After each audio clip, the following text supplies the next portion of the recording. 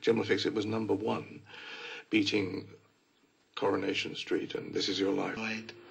Jimmy Savile's producer for more than 20 years has since retired and lives in France.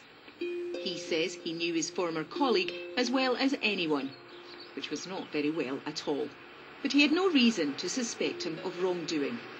You do hear rumours about people, but nothing to make me suspicious. And I was never given cause to feel I ought to be doing anything because no one had ever complained to me, and I myself hadn't seen anything. A lot of people, including Margaret Thatcher, the Prince and Princess of Wales, the Vatican, the Honours Committee, the NHS, and hospitals up and down the country, and several police forces, and some members of BBC staff, including me. Outside the BBC, though, rumours were being picked up by Fleet Street. But still, the story didn't come out. I think the rest of the media has something to answer for here. If we're to believe what we're now told, a lot of the newspapers, a lot of the tabloid press had their own inquiries, their own investigations going on into the allegations against Jimmy Savile. As long ago as 1994, the Sunday Mirror had tracked down 2 women who'd been at the Duncroft approved school, and they told reporters about the sexual abuse they'd suffered. They were in awe of Savile's power as they saw it, the fear that they wouldn't be believed. So when it came to the crunch, they were too terrified to sign affidavits and face the going to court, which would have been inevitable because of one thing would be certain, that was Jimmy Savile would hire the best QCs and sue you to high heaven. The tabloids made me, and if they want to break me, that's up to them. Except we won't go down without a fight. I'll take a few of them with me. When Jimmy Savile died, these papers that now say they had been conducting their own investigations, they didn't run anything either. They also ran their own tributes to Jimmy Savile. I'm not trying to excuse the BBC not following this story up, but I do think the whole of the British media probably fell down on the job here. There was one final chance to unmask Savile while he was still alive. Surrey police had investigated him in 2007, but it didn't get very far. In the name of the Father, and of the Son, and of the Holy Spirit. In the end, the truth about Jimmy Savile never came out during his lifetime. But just a month after his death, the Newsnight team felt they were getting close to proving it. And then they found out about the Surrey police investigation. When finally we got initially off-the-record confirmation that Surrey police had investigated Jimmy Savile, we just thought, we're over the line. We can now tell the story. And certainly our editor was very positive.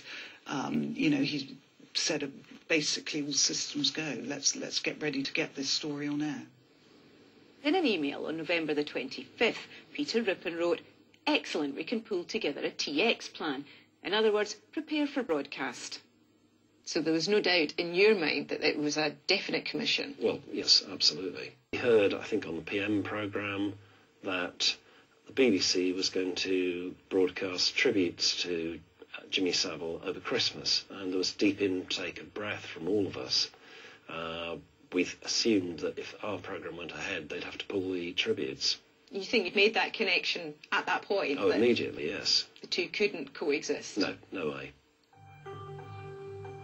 So, while one part of the BBC was preparing to eulogise Savile the celebrity, another was preparing to expose him as a sexual predator. It was a tricky position for the Newsnight editor, Peter Rippon. A lot of people think the BBC is this great monolith where the Director General sits at the top and everything he, or at some point in the future, no doubt she says goes. It really isn't like that. One of the most important things in the BBC is the editorial independence of its programme editors. Given the potent issues involved, it was flagged up to Peter Rippon's bosses, Deputy Director of News Stephen Mitchell and Director of News Helen Bowden. For the Newsnight team, everything was going to plan. They worked on their script and on the 29th of November sent a copy to the editor. It included transcribed clips from Karen Ward's interview, naming Savile and Gary Glitter as being involved in the sexual abuse of underage girls, in one case on BBC premises. Their draft script also quoted 3 other unnamed Duncroft pupils who said they were abused by Savile, and a report of sexual assault at Stoke Mandeville Hospital. It all led a journalist from the BBC's in-house publicity team to tell Peter Rippon they anticipated a huge amount of interest and that all domestic outlets would want to run the story. The very next day, though, the 30th of November, the Newsnight editor suddenly applied the brakes. All I can say is that it was an abrupt change of tone from, one day, excellent, let's prepare to get this thing on air, to hold on. His reason? Some of the women spoken to by the Newsnight team had claimed they'd been told by the Crown Prosecution Service it had not pressed charges because Savile was too old and frail. For Peter Rippon, getting confirmation of this became critical. Having pondered this overnight, I think the key is whether we can establish the CPS did drop the case for the reasons the women say. That makes it a much better story. Our sources so far are just the women and a second-hand briefing. We understand that he had concerns about the reliability of witnesses, including Karen Ward.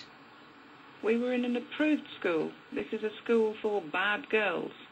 Who's going to believe bad girls when they say, oh, this happened to me, or he did that to me? No one would believe you. Just for the very nature that you were troubled. Duncroft was a school for intelligent but emotionally disturbed girls, which says it all.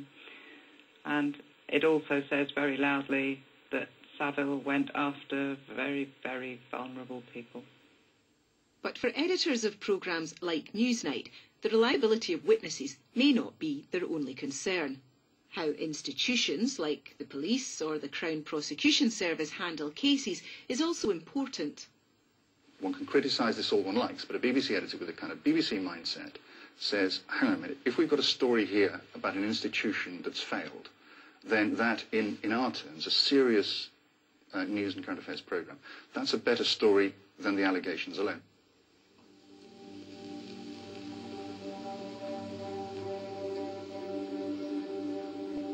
But no one seems to have considered that the long-term abuse by a BBC personality, sometimes on BBC premises, was arguably the biggest institutional failure of them all. Newsnight's editor was instead focusing primarily on the Crown Prosecution Service.